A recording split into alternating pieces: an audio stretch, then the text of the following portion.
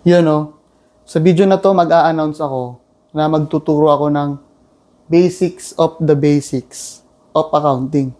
Yung pinaka-basic lang sa pinaka-basic na kailangan lang malaman ng mga negosyante o sa mga nagsisimulang magnegosyo o sa mga non-accountants na gusto rin maging bookkeeper, nagpaplano ng ganyan. Pero ituturo ko to para talaga sa mga negosyante. Kasi naniniwala ako na pag ikaw negosyante ngayon, nagsisimula ka ng magnegosyo, darating at darating yung panahon na mag-a-accounting system ka. Hindi mo yan mapipigilan. Kailangan yan ng negosyo mo. Dahil dyan nakarecord lahat ng transaksyon sa negosyo mo. At hindi kaya yan isulat lang sa papel. Pero habang hindi pa tayo or wala pa tayo doon o nagta-transition ka na doon, ituturo ko sa iyo yung pinaka-basic lang na basic na hindi ka na mahirapan para intindihin yung accounting. At before tayo magsimula, magmi-misconception muna tayo. Before tayo magsimula, gusto ko munang kalimutan mo. Parang awa mo na. Kalimutan mo ang lahat na alam mo na related sa accounting.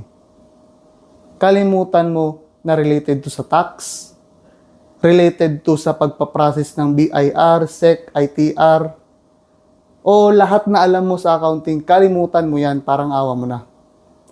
Dahil ang accounting ay napakasimple lang naman. Pero dahil nandito tayo sa Pilipinas, nagkaiba-iba yung definition nito.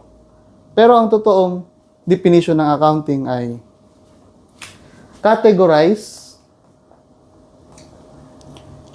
analyze, at recording. Ni wala kang makitang it's a process of taxation, it's a process of register sa BIR, SEC. Napakasimple lang ng accounting, guys. Ang accounting is a process of categorizing, analyzing, and recording of transaction para ma-arrange ng tama nang pag ikaw negosyante, nakita mo yung papel na yon, na report na yon, maiintindihan mo kung bakit yun ang mga lumabas na mga numero at basta. Dahil kung negosyante ka, baguhan kang negosyante, o hindi ka pamilyar sa accounting reports o managerial reports, baka magtataka ka kung ba't yun ang mga lumabas sa reports na yun. At sinasabi ko sa inyo, yun na ang standard ng accounting sa lahat. Hindi mo yan mababago, hindi mo yan siya kung ikaw lang nakakaintindi, hindi. Lahat ng POS, accounting system, lahat na related sa accounting na inautomate ng buong mundo, yun talaga ang reports at hindi mo mababago yan. Kaya parang awa mo na, kalimutan mo muna yung alam mo sa accounting. Intindihin mo lang accounting na it's simply a process of ganito.